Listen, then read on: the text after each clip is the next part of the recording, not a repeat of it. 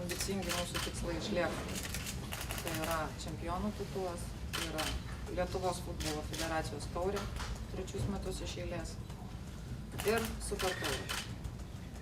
Todėl galiu pasakyti, kad biudžetas planuojamas didesnis dėl to, kad bus daug kelionių, dėl to biudžetas bus apie 9 milijonų. Iš jų 3 milijonai Vilniaus miesto savivaldybė skiria. Vilniaus miesto taryba yra priėmusi 3 metų programą, pagal kurią remia profesionalius klubus. Paramą sudaro 2 dalys. Tai yra Vilniaus miesto savivaldybės taryba yra įsipareigojusi sugrąžinti klubams jų sumokėtą gyventojų pajamų mokesčio dalį už praėjusius metus. Plius taip pat yra 3 metų laikotarpyje skirta papildoma suma, kuri sudaro tarp 1 200 000 ir 1 500 000.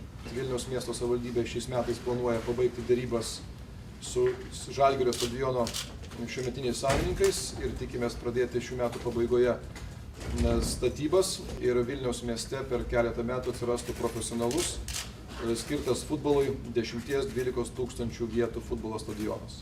Ir taip pat tikimės, kad šiais metais patvirtinus europinį finansavimą, kitais metais prasidės darbai ir ant Šeškinės kalno, kuriame per keletą metų bus baigtas ir įrengtas daugiafunkcinis sporto centras, kuriame bus taip pat ir futbolo aikštė ir 25 000 žiūrovų vietų. Noriu padėkoti merui ir mūsų garbės prezidentui už tai, kad prisideda prie mūsų augimo, palaiko mus.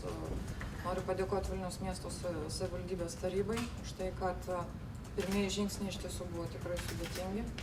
Ir tos geros žinios dėl ženklo ir tęstinumo perdavimo mums ir savivaldybei. Tai būtų didžiausia dovana Vilniui ir Vilniaus miesto sporto bendruomenei.